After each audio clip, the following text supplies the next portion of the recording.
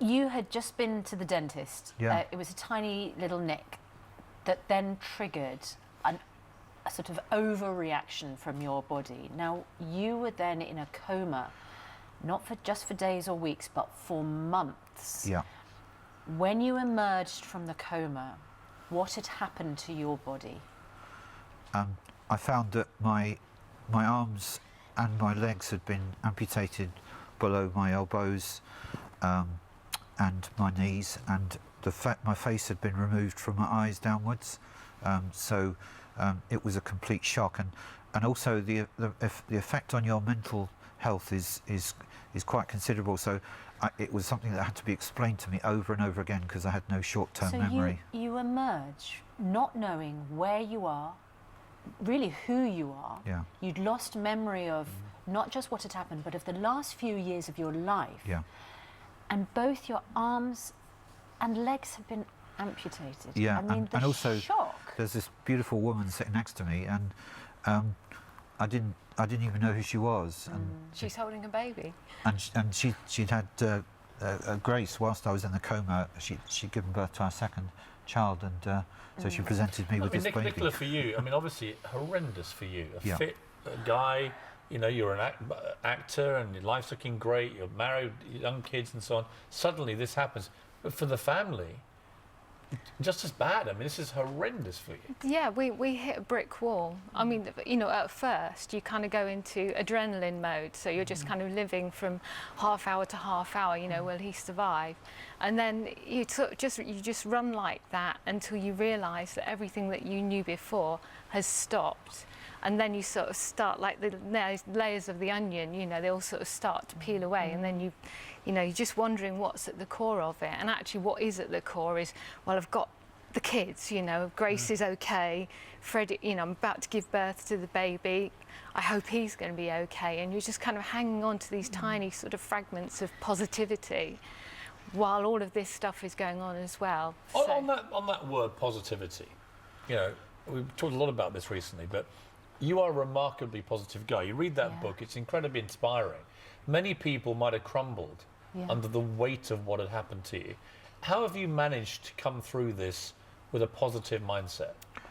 I was the luckiest guy in the world, even though all this had happened to me, because I was living and married to the one person that I always wanted to be with. So we'd only been together for 2 or 3 years at this point, so we were still in that kind of honeymoon phase in a way.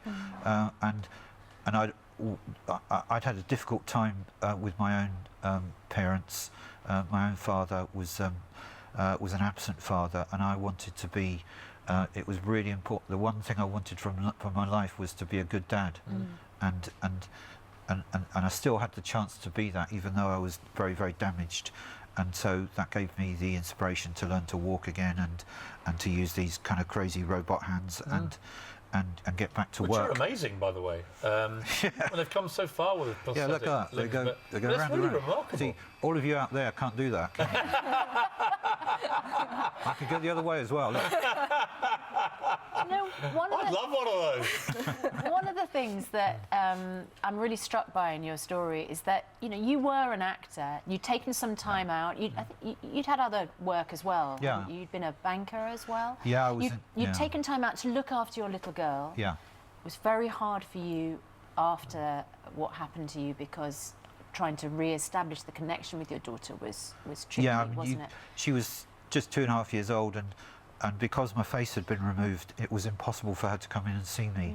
So we found a way to communicate. I wrote little stories for her, so at least I could, you know, maintain a connection. And Nick would read them at bedtime, didn't you? Yeah, we got her to illustrate them, so it was just a kind of a way of preserving it, because she was constantly asking, "Where's Daddy?" Yeah. He's constantly saying, "I need to see Grace," but it could never happen. We had one really bad attempt at it, which is in the film, and it just went so badly wrong that we just knew it wouldn't work. At its heart, though, this book, it's a great love story too. Isn't it?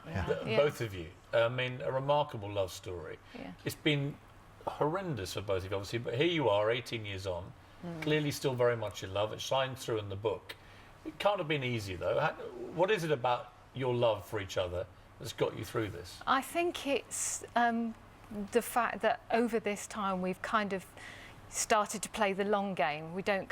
We manage our expectations of everything. You know, you don't go in with kind of really high hopes about anything, and you just kind of, if Tom's having a bad day, and he's had plenty of bad days, you know there will be a good day afterwards.